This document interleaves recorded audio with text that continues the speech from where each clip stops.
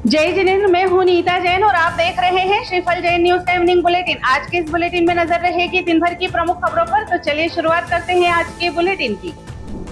इससे पहले अंतर्मुखी मुनि श्री पूज्य सागर जी महाराज की डायरी से आज की 3 बात। मंदिर में लोग अपने भगवान की पूजा और प्रार्थना करते हैं।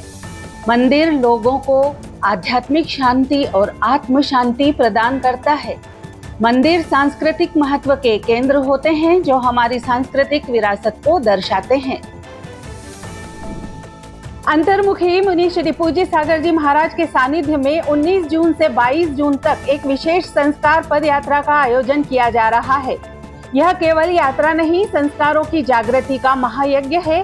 मुनि श्री के सानिध्य में सनावद से इंदौर तक पद विहार होगा।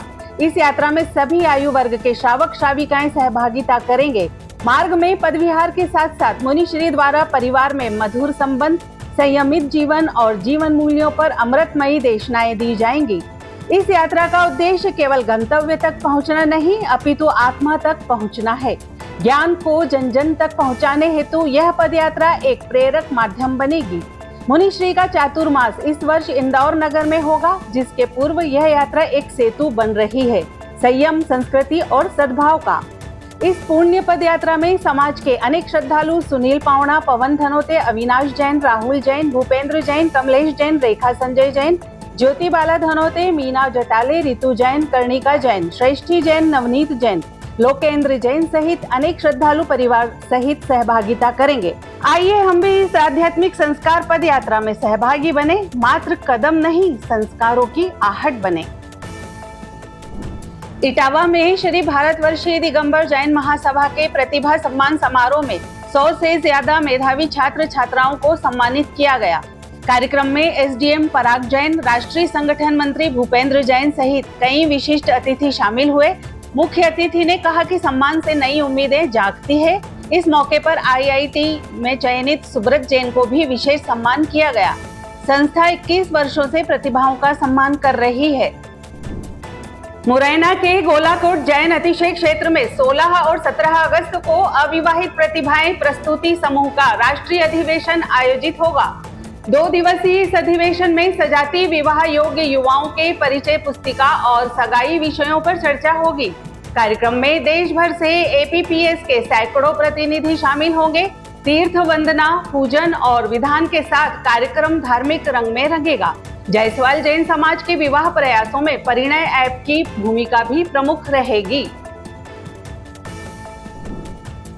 बड़वानी जिले के मंडवाड़ा गांव में खुदाई के दौरान 8 जैन तीर्थंकर प्रतिमाएं मिली है। यह गांव डेब नदी के किनारे बसा है और इसका प्राचीन नाम मदनपुर है। ग्रामीणों ने प्रतिमाएं 52 गजा स्थित जैन संग्रहालय भिजवाई है। हालांकि पुरातत्व विभाग से डर के चलते कई ऐतिहासिक धरोहरें नष्ट हो जाती है। हालिया प्रतिमाओं में एक पंचबालेती प्रतिमा भी शामिल है, जिसकी ऊंचाई करीब 10 फीट है। महाराष्ट्र के नांदड़ी से स्वस्ति श्री जिनसेन भट्टारक स्वामी जी का पद विहार जारी है। वे नांदड़ी से कुंथलगिरी और वापस नांदड़ी तक पद विहार कर रहे हैं। इस दौरान वे जयसिंहपुर, चिपरी, कुंभोज, दूधगांव जैसे पंच कल्याणक स्थलों से होते हुए कुंथलगिरी पहुंचे। वहां उन्होंने विधान और शिविर का आयोजन किया। जिनसेन मठ नांदड़ी का इतिहास 1300 साल पुराना है।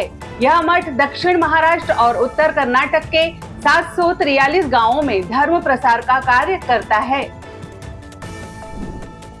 भिंड के महावीरगंज में जैन मिलन महावीर और जैन मिलन महिला चंदना द्वारा आयोजित श्री विराग विशुद्ध बाल संस्कार शिक्षण शिविर का समापन हुआ। 15 दिवसीय शिविर और प्रतिभा सम्मान समारोह में बच्चों और महिलाओं को सम्मानित किया गया। मुख्य अतिथि राजेश जैन बंटी ने बच्चों में नैतिक शिक्षा की आवश्यकता पर जोर दिया। 85% से अधिक अंक लाने वाले विद्यार्थियों को शील्ड और प्रशस्ति पत्र दिए गए। इंस्पायर मानक अवार्ड विजेता अंशिका जैन का विशेष सम्मान भी हुआ। आज के लिए फिलहाल इतना ही। कल फिर मुलाकात होगी इसी समय पर। आपके पास भी जैन समाज से संबंधित कोई भी खबर आए तो आप दिए गए नंबर पर अवश्य भेजें। साथ ही हमारे YouTube चैनल को लाइक करें, शेयर करें, सब्सक्राइब करें और बेल आइकन को जरूर दबाएं। जय जिनेंद्र।